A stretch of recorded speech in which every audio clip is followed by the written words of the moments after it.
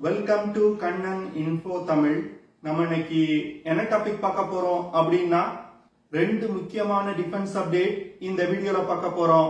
முதல் defence update, தற்போது நடந்து வரும் உக்ரைன் ரஷ்யா போர்ல ரஷ்யாவுடைய S-400 ஏர் டிஃபென்ஸ் சிஸ்டம் அமெரிக்காவுடைய F-16 விமானத்திற்கு எதிராக ஒரு சம்பவம் பண்ணியிருக்கு. இந்த விஷயம்தான் மிகப்பெரிய பேசுபொருளா மாறி இருக்கு. அதாவது S-400 ஏர் டிஃபென்ஸ் சிஸ்டம் அமெரிக்காவுடைய F-16 விமானத்தை சுட்டு வீழ்த்தி இருக்கு.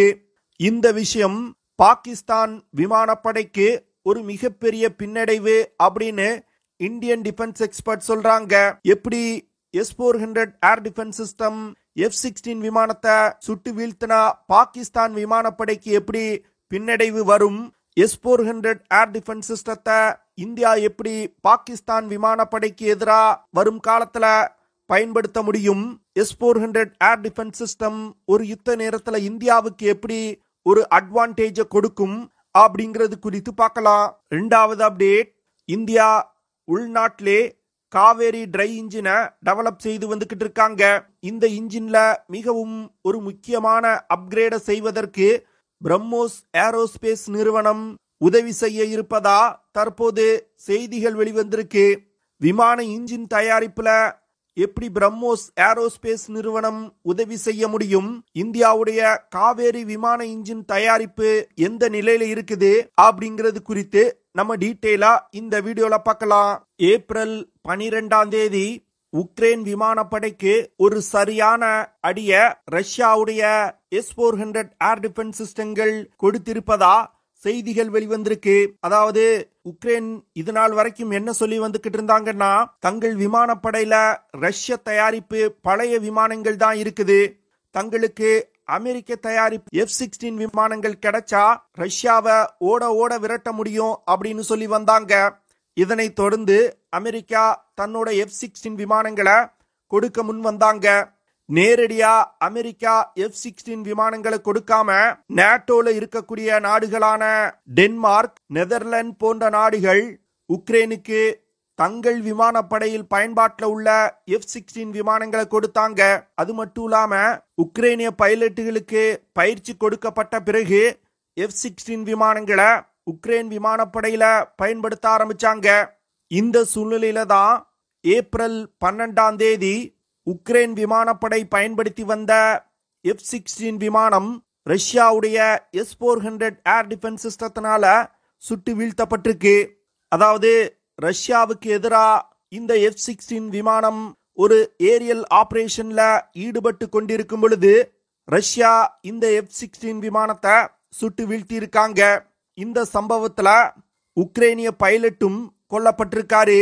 போன வருடமும் இதே போன்று ஒரு F-16 விமானத்தை ரஷ்யா சுட்டு வீழ்த்தியதா செய்திகள் வெளிவந்துச்சு. ஆனா உக்ரைன் அந்த செய்திய வெளிப்படையா ஏற்றுக்கொள்ளல. ஆனா தற்போது நடந்திருக்கக்கூடிய சம்பவத்தை உக்ரைன் வெளிப்படையா ஏற்றுக்கொள்றாங்க. போன வருடம் அமெரிக்காவுடைய F-16 விமானம் சுட்டு வீழ்த்தப்பட்ட பொழுது இது ஒரு ஃப்ரெண்ட்லி ஃபயர் அப்படின்னு சொன்னாங்க. அதாவது அமெரிக்கா கொடுத்த பேட்ரியட் ஏர் டிஃபென்ஸ் சிஸ்டமே F-16 விமானத்தை சுட்டு வீழ்த்தியதா அப்படின்னு சொல்லி வந்தாங்க. இந்த விஷயத்துல பல சந்தேகங்கள் இருந்துச்சு. ஆனா தற்போது நடந்திருக்கக்கூடிய சம்பவம் S-400 ஏர் டிஃபென்ஸ் சிஸ்டத்திற்கு எதிராக F-16 விமானத்தோட உண்மையான செயல்திறன் என்ன அப்படிங்கிறத நிரூபிச்சிருக்கு. இந்த விஷயம்தான் தற்போது மிகப்பெரிய பேசுபொருளா மாறி இருக்கு.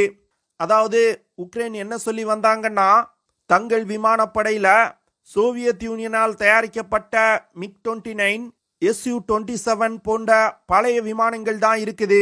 இந்த விமானங்களை கொண்டு தங்களால ரஷ்யாவை எதிர்கொள்ள முடியாது அப்படின்னு காரணம் சொல்லிதான் இந்த F-16 விமானங்களை வாங்கினாங்க. ஆனா தற்போது ரஷ்யாவுடைய S-400 ஏர் டிஃபென்ஸ் சிஸ்டத்திற்கு முன்னாடி அமெரிக்காவுடைய தலை சிறந்த ஃபைட்டர் ஜெட் விமானமான F-16 விமானத்தால கூட நிற்க முடியல. இந்த விஷயம் பாகிஸ்தான் விமானப்படைக்கு ஒரு மிகப்பெரிய பிரச்சனைய வரும் காலத்தில் ஏற்படுத்தும் அப்படின்னு சொல்லப்படுது. அதாவது பாகிஸ்தான் விமானப்படையில தற்போது ஃப்ரண்ட் லைன் ஃபைட்டர் ஜெட் விமானமா அமெரிக்காவுடைய F-16 விமானங்கள் பயன்படுத்தப்பட்டு வந்துகிட்டு இருக்கு. இந்த விமானத்தை அமெரிக்கா தீவிரவாதிகளை எதிர்த்து போரிடுவதற்காக பாகிஸ்தானுக்கு ஃப்ரீயா கொடுத்திருக்காங்க. சமீபத்தில் கூட டொனால்ட் ட்ரம்ப் இந்த விமானங்களை இயங்கும் நிலையில வைப்பதற்கு பண உதவி செஞ்சாரு. அந்த விஷயம் கூட மிகப்பெரிய பேசுபொருளா மாறிச்சு. அதாவது பாகிஸ்தான் F-16 விமானங்களை பயன்படுத்தி இந்தியா மீது ஒரு தாக்குதல் நடத்துவதற்கு முயற்சி செஞ்சா இந்தியா எல்லையில டிப்ளாய் செஞ்சிருக்க S-400 ஏர் டிஃபென்ஸ் சிஸ்டங்கள் மிக எளிதா அந்த விமானங்களை சுட்டு வீழ்த்திரும் அப்படின்னு இந்தியன் டிஃபென்ஸ் எக்ஸ்பர்ட் சொல்றாங்க. அதற்கு உதாரணம் தான் தற்போது உக்ரைன் ரஷ்யா போர்ல நடந்திருக்கக்கூடிய விஷயம் அப்படின்னு அவங்க சொல்றாங்க.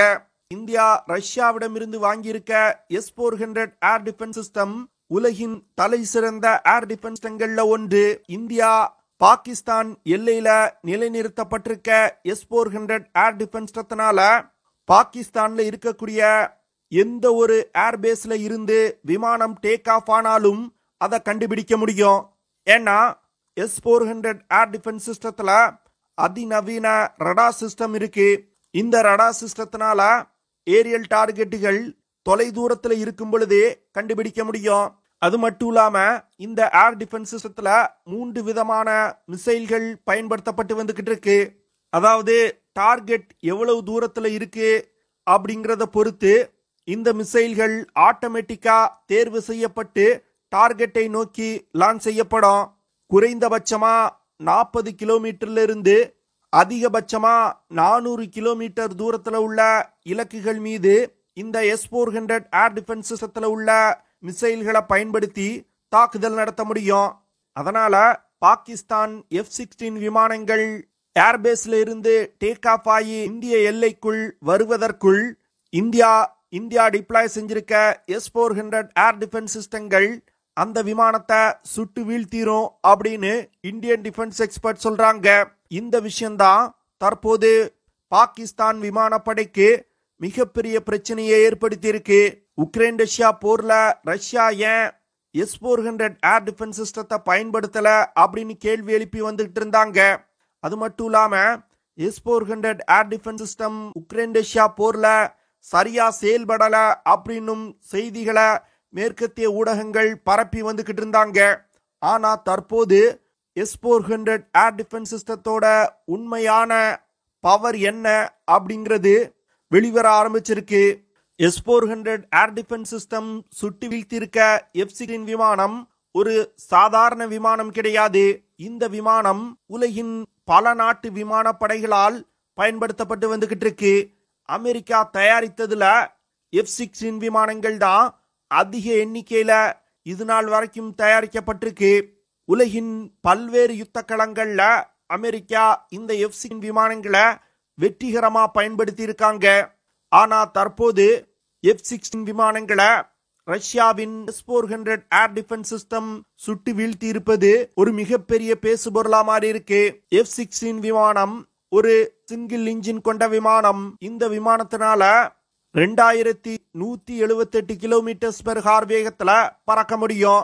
அது மட்டும் இல்லாம இந்த விமானத்தினால 7700 கிலோகிராம் எடை கொண்ட ஆயுதங்களை சுமந்து சென்று தாக்குதல் நடத்த முடியும். இந்த விமானத்துல உலகின் தலை சிறந்த அமெரிக்க ஆயுதங்கள் பயன்படுத்தப்பட்டு வந்துகிட்டு இருக்கு. இந்த விமானத்தினால அதிகபட்சமா 50,000 அடி உயரத்துல பறக்க முடியும்.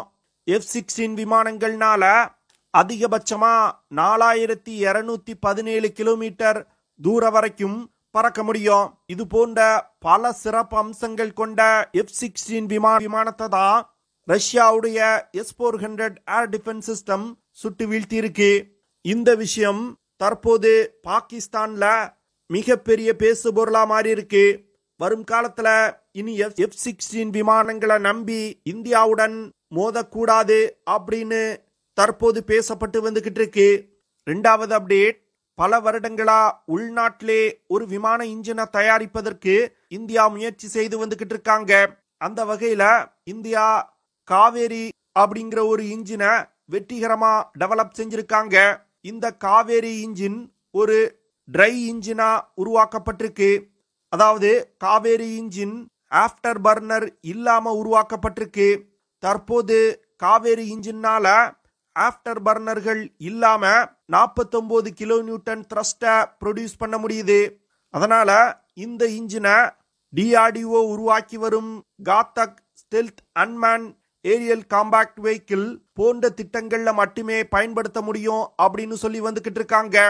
ஒரு மனிதனால் இயக்கக்கூடிய விமானத்துல பயன்படுத்தணும்னா காவேரி இன்ஜினோட த்ரஸ்ட அதிகப்படுத்தணும் அப்படின்னு சொல்றாங்க.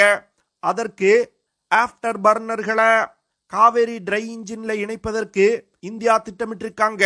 இதற்காக தான் பிரம்மோஸ் ஏரோஸ்பேஸ் நிறுவனம் தற்போது காவேரி ட்ரை இன்ஜினை தயாரிக்கக்கூடிய கேஸ் டர்பைன் ரிசர்ச் எஸ்டாப்ளிஷ்மெண்ட் நிறுவனத்தோடு இணைந்து பணியாற்ற போறாங்க. காவேரி ட்ரை இன்ஜின்ல ஆஃப்டர் பர்னர்களை இணைக்கும் பொழுது தற்போது இருக்கக்கூடிய த்ரஸ்டை விட 60% அதிகமான த்ரஸ்ட அந்த இன்ஜினால ப்ரொடியூஸ் செய்ய முடியும் அப்படின்னு சொல்றாங்க. அதாவது கிட்டத்தட்ட 78.4 kilo newton thrust Kaveri dry இன்ஜினால ப்ரொடியூஸ் செய்ய முடியும் அப்படின்னு சொல்றாங்க. தற்போது தேஜஸ் MK-1A விமானத்துல அமெரிக்க தயாரிப்பு GE F404 இன்ஜின் பயன்படுத்தப்பட்டு வந்துகிட்டு இருக்கு. இந்த இன்ஜினால 84 கிலோ நியூட்டன் த்ரஸ்ட ப்ரொடியூஸ் செய்ய முடியும்.